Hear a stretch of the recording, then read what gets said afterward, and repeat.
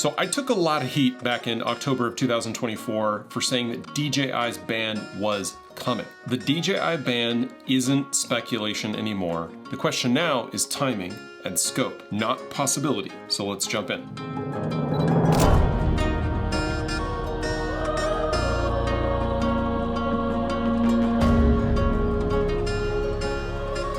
So in late 2024, I called out the language in what became the NDAA for fiscal year 2025, and I pointed out that there was a pathway there for a DJI ban. Yes, the explicit hard ban provision didn't make it to the final bill, and I was derided in the comments of that video for being a liar. I think one commenter even said that I should be sued for my video, but in its place, Congress required a national security review process that could send DJI and other Chinese drone manufacturers into FCC's covered list if they weren't cleared, which effectively means that they can't use US airways. They basically can't do anything. And I argued that the ambiguity was intentional. It would take months for new appointees to land in the new Trump administration, in their agencies, and that it wouldn't be their top priority early on. And that essentially is what happened. The bill passed without a direct ban, but the review framework was pretty broad,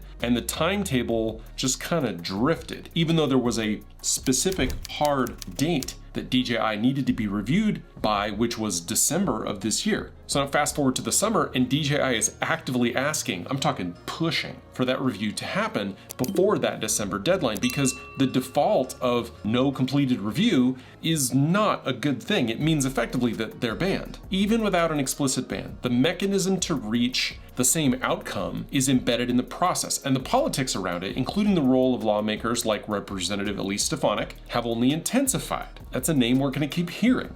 She was supposed to be President Trump's pick for UN ambassador, but then that didn't end up happening. And she was the one that originally put the provision into the NDAA. It was originally its own law, then got slid into the NDAA, which had to pass by the end of the year. We knew that it was going to get signed. It got pulled out in the Senate, and then this other provision took its place. So no, the commenters back then were not correct. The pathway never vanished, it just changed shape. The signal has always been there in the process. So next, let's look at why DJI is struggling to even get the review started. So if no one in Washington takes up the review, then that silence becomes the decision that sidelines DJI. DJI said, hey, we're ready to be audited, but there's still no clarity onto which agency, Defense, Homeland, ODNI, NSA, FBI, who would lead that investigation. The companies reached out to intelligence agencies and gotten no response. They did a PR blitz in the summer about this. There's also an unresolved federal court case over at the Pentagon labeling DJI a Chinese military company, which they claim isn't true. And in that case, the judge is asked to review classified materials and ways to share them with the DJI reps.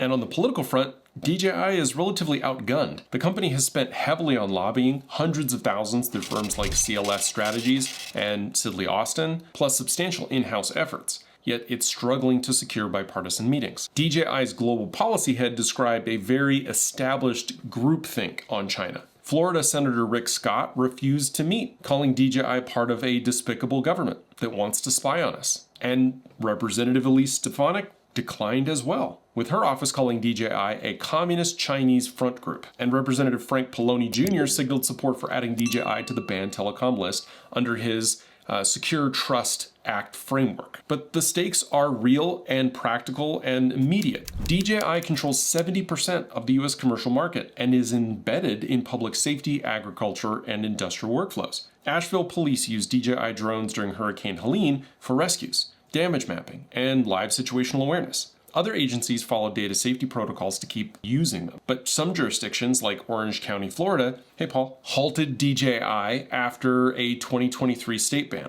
DJI's link up with Texas-based Anzu Robotics has drawn scrutiny as well. The House Select Committee on China called Anzu a pass-through entity. Later on, a July push from several lawmakers to accelerate the review with a 30-day preliminary report. And you see why DJI is asking for a formal, transparent process rather than a rushed undefined one. From their perspective, without a clear path to an audit, the clock itself becomes a threat. Right? The bottom line is this: DJI needs a referee and a rule book, and right now they're getting locked doors and deadlines. Another update that we're seeing is how the squeeze extends beyond Washington to the supply chain itself, right? This is more than just the security review. The audit isn't the only pressure point. Imports and supply chains are already constricting the market. DJI products have faced serious US import turbulence since around October of 2024. It's my video, wasn't it? That's what did it. Especially enterprise models like the Matrice series, while accessories and batteries often flow more freely. Availability swings from in stock to gone for months, creating real planning problems for businesses.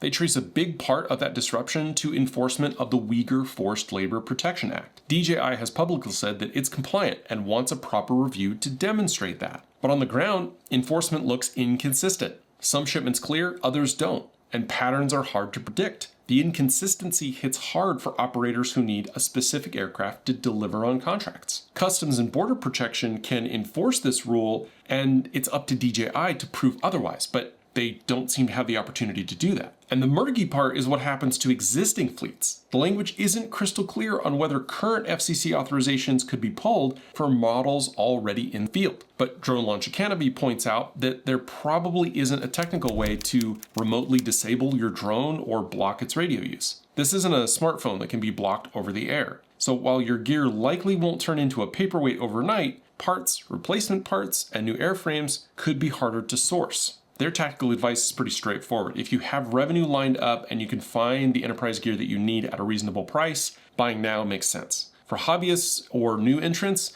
waiting to see where alternatives land could be rational. In both cases, consider stocking spares and accessories where you can, and track advocacy efforts like Drone Advocacy Alliance to keep your needs visible in the policy debate. The headline isn't just ban or no ban, it's the uncertainty and uneven enforcement of already existing regulations. And that's reshaping what's available and when. And all of that was before this week when the administration pulled out a new card, because policy just moved again, and this one points squarely at Chinese drone imports. So the Commerce Department plans to issue regulations as early as this month addressing national security risks tied to information and communications technology inside drones and heavy-duty vehicles from China and other foreign adversaries. Details aren't public yet, but the direction is pretty clear. And this builds on multiple fronts. The Biden administration in January finalized rules that would effectively bar nearly all Chinese cars and light trucks from the US. That'll effectively come into full power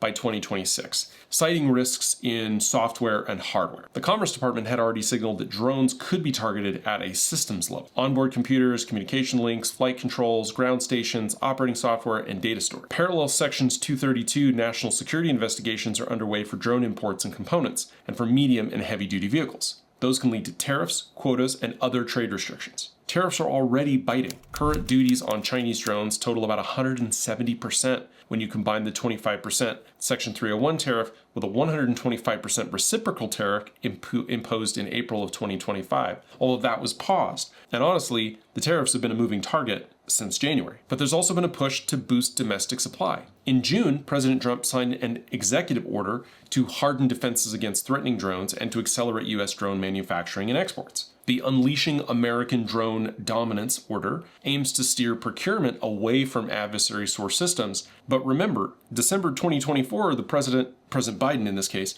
signed the NDAA, which required the security review of DJI by December of 2025. And the market impact has already been visible. DJI shortages across the US, Chinese component prices tripling in some cases, and operators scrambling to source products. And with China producing 70 to 80% of the world's commercial drones, any broad import restrictions risk bottlenecking a US market that has generated $25 billion in 2024 and projected to reach $52 billion by 2030. So really the only thing that we can do is prepare. DJI is not going to stop making drones, and they're not going to stop making technology, but we should anticipate that at least in the near term, and definitely by December of this year, unless something amazing happens, DJI drones will not be available for purchase in the United States, at least not easily. And those that you can purchase, or the ones that are out on the market, will be older drones or secondhand used market drones.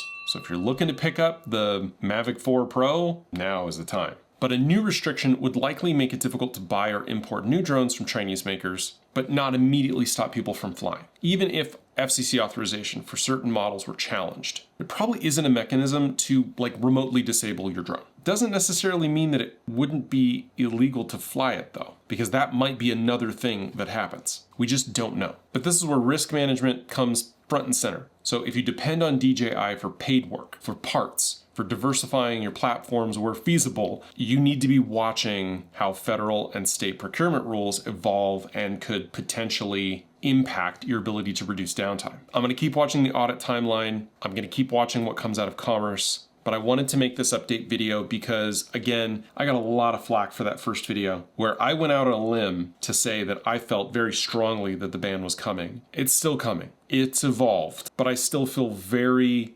secure in saying that it's going to happen. It just might not look exactly the way we thought it would, and I do not know how it will impact sub 249 gram drones, action cameras, or some of the other products that DJI makes that a lot of us professional creators, photographers, videographers rely on. I don't know, but it doesn't look good. And we do not have a replacement industry in the US, at least not right now. So that's it. If you want to support what I'm doing here, go ahead and hit the subscribe and like button. Let me know how you feel about it down in the comments. Thanks so much for watching. I'll see you in the next one.